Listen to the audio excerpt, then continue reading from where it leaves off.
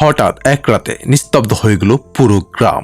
কেউ চিৎকার করতে পারেনি, কেউ দৌড়াতে পারেনি, কিন্তু সকালে দেখা গেল মানুষ পশু পাখি সবকিছুই নিঃশব্দহীন।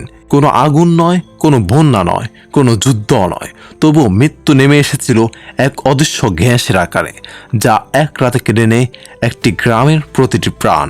সকালবেলা যারা বেঁচেছিল তারা ঘুম ভাঙার পর দেখে পুরো গ্রাম যেন এক মুহূর্তে জমে গেছে সময়ের মধ্যে।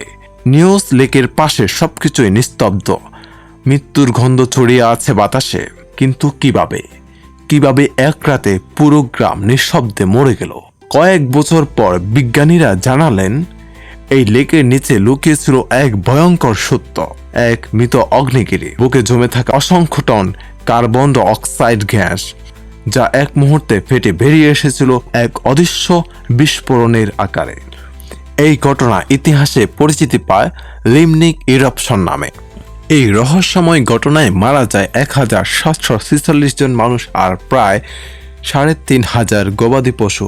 এটি ইতিহাসের সবচেয়ে অদ্ভুত ও ভয়ঙ্কর প্রাকৃতিক দুর্ঘটনার একটি। প্রথমে কেউ বুঝতে পারেনি এটি কি ঘটেছে, পরে বিজ্ঞানীরা এসে জানালেন এই লেকের নিচে এক মৃত অগ্নিগিরি ছিল।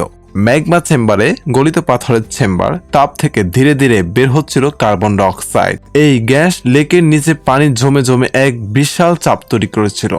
এটা ঠিক যেন এক সোডার বোতল জায়গায় হঠাৎ ফেটে বের হয়ে যাওয়ার মতো। 21শে আগস্ট রাতের এই ছোট্ট ভূমিকম্প লেকের পানিকে নেড়ে দেয়, ফলে নিচের স্তরে চাপা থাকা গ্যাস একসাথে বের হয়ে আসে। প্রায় 16 লাখ টন গ্যাস বাতাসে ছড়িয়ে পড়ে। বাতাসের চেয়ে ভারী হওয়া উপত্যকার নিচে জমে যায়। মানুষ আর পশুদের অক্সিজেন নেওয়া বন্ধ হয়ে যায়। ঘুমের মধ্যেই মৃত্যু ঘটে। বিজ্ঞানীরা এই ঘটনার নাম দিয়েছিলেন লিমনিক ইরাপশন, অর্থাৎ লেকের নিচে জমে থাকা হঠাৎ গ্যাস বেরিয়ে এসে ভয়াবহ প্রাকৃতিক বিপর্যয়ের ঘটনা।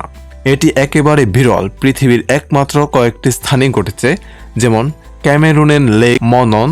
1984 সালে এই ছোট্ট ঘটনার শিকার হয়েছিল, যেখানে মারা যায় 37 জন মানুষ। কিন্তু নিউজ লেকের সবচেয়ে ভয়ঙ্কর ও প্রাণঘাতী উদাহরণ।